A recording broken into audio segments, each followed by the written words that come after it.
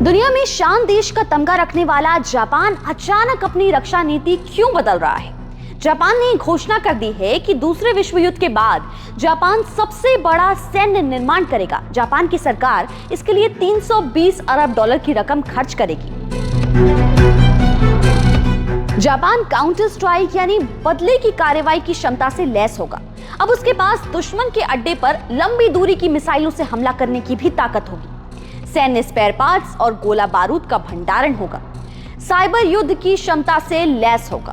शांतिवादी को मानने वाले जिस जापान में इस कदम की कल्पना भी नहीं की जा सकती थी, उसी जापान के इस फैसले के बाद वो अमेरिका और चीन के बाद दुनिया का तीसरा सबसे बड़ा सैन्य खर्च करने वाला देश बन जाएगा।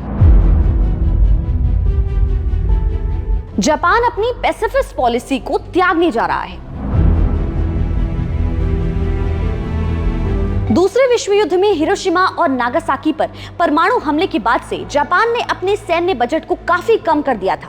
जापानी सरकार ने खुद को हमेशा के लिए गैर परमाणु शक्ति संपन्न देश बने रहने का वादा भी किया था। यहाँ तक कि जापान का संविधान आधिकारिक तौर पर सेना को मान्यता नहीं देता है। संविधान में सेना को नाम मात्र की शक्तियां दी गई हैं। जापान इस वक्त अपनी सुरक्षा के लिए पूरी तरह अमेरिका पर निर्भर है।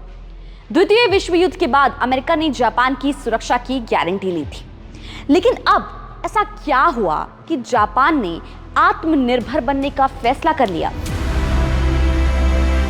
जापान ने चीन और नॉर्थ कोरिया को अपना सबसे बड़ा खतरा बताया है।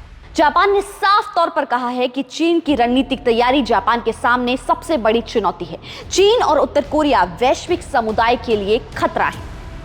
जापान ने दूसरे विश्व युद्ध के बाद पहली बार इस स्तर पर जाकर अपनी आक्रामकता की झलक दी है। दरअसल यूक्रेन पर रूस के हमले के बाद से जापान ये समझ चुका है कि चीन ताइवान पर कभी भी कब्जा कर सकता है, और अगर ताइवान पूरी तरह से चीन के हाथों में चला गया तो जापान के सुदूर दक्षिणी पश्चिम द्वीपों पर खतरा बढ़ जाएगा।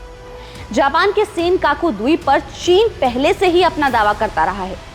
इसी खतरे को भांपते हुए अमन प्रिय देश जापान ने अपनी सेना को ताकतवर बनाने का फैसला लिया है।